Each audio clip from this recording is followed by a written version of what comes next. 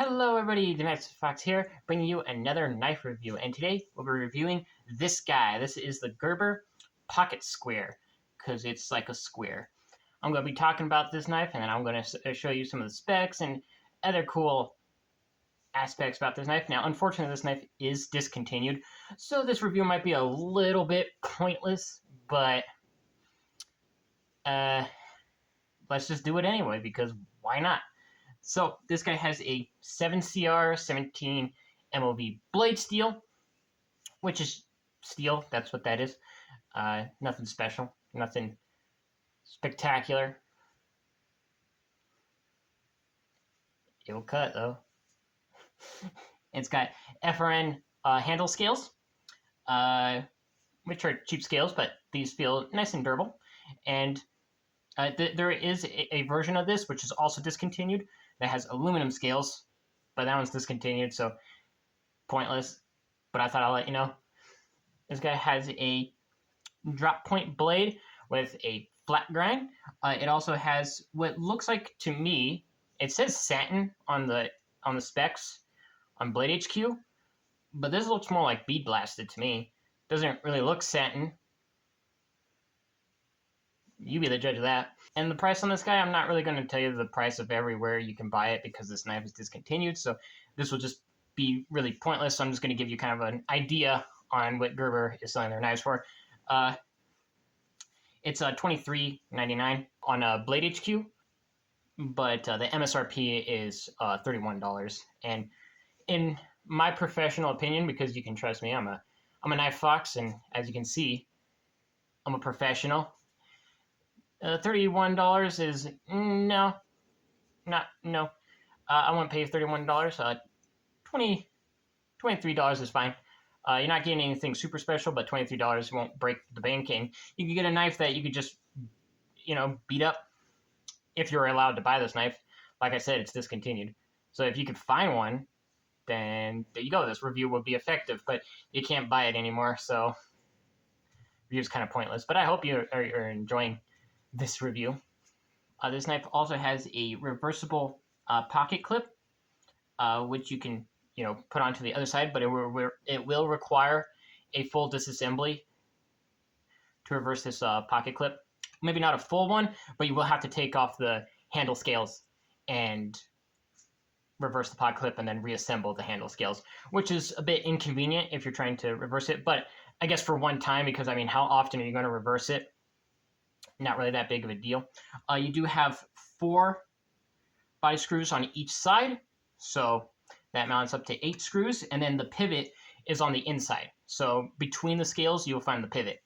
So it's a good amount of hardware, but not too much. Show you the measurements and close-ups of the specs in a moment. But I just wanted to talk about it for a quick bit. One of the other things that I noticed when I was handling this knife is the deployment is quite sluggish. So if you're looking for a fast deployer, this is not your knife. It's fine. You can do a controlled open. You can kind of flick it out, but it requires a decent amount of wrist, which is not preferable for me. I don't really care to use wrist in my knives, but I will if I have to. But for the most part, I prefer a smoother open and close. This guy has a sluggish deployment and disengagement. The fit and finish on it is also, it's a little bit wonky. It's not bad. It's just there's some spots that they missed. It's not fully flush on the scales and the liners. The thumb disc or plate, whatever you want to call that, is a little bit askew. It's not really that big of a deal, but if you're somebody who has that focuses on things not being properly aligned, the thumb disc is a bit askew, but it's not really that big of a deal. I just thought I'll point that out. It has a weird grind mark on the plunge grind. I'm going to show you a close-up of that in just a minute, so stay tuned. But it has a weird grind on the plunge grind. It's odd. I'm not sure what happened there when they were grinding this thing, but it's weird. And it also, it's sharp-ish. It felt like it got dull as I was cutting paper. It was weird, which I'm also going to show you in a minute. So it will cut, but I would probably recommend putting your own edge on it for the out of the box edge, because this was pretty much out of the box edge. I've never sharpened it before, and I barely used it. But it didn't have a very sharp edge, and it felt like it got dull really fast for no reason.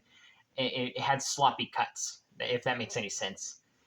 One of the things I do like about this knife is it's very symmetrical. So each side, it's just a big old rectangle that fits in your pocket, which is actually kind of cool. It's a really nice aesthetic look to it, which I really like, and I really like the aesthetic of it.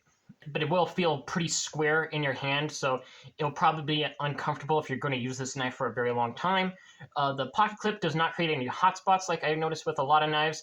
It's actually pretty comfortable despite its square shape.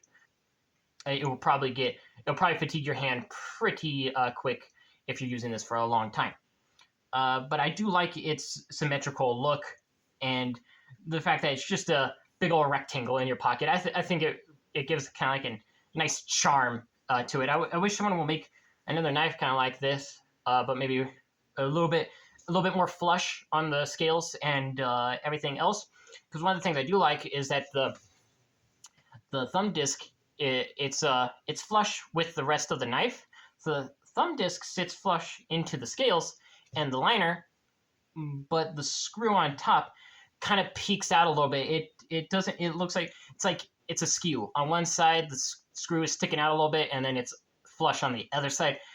I believe that's a fit and finish issue, which is a little disappointing. But I mean, for $23, what do you expect, right? You're not going to get like high end fit and finish. So I'm really just complaining for nothing. But just a thing that bothers me. I like flush screws. It's just something I really like. And another thing, since that it's got a thumb disc that can be opened from both sides, left hand and right hand, and the pocket clip can be reversed. It's completely ambidextrous, so that's also a plus for the lefties out there, or people who like to use both hands with their knives and put them in each pocket, or prefer carrying one knife in each pocket. So that's also what you can do with this, since it's fully ambidextrous, which is nice. Except for the liner. The liners are usually easier to disengage with right hand. But with practice, you can do it with your left hand. All right, I'm going to take you on over to human hands to show you the measurements and the weight.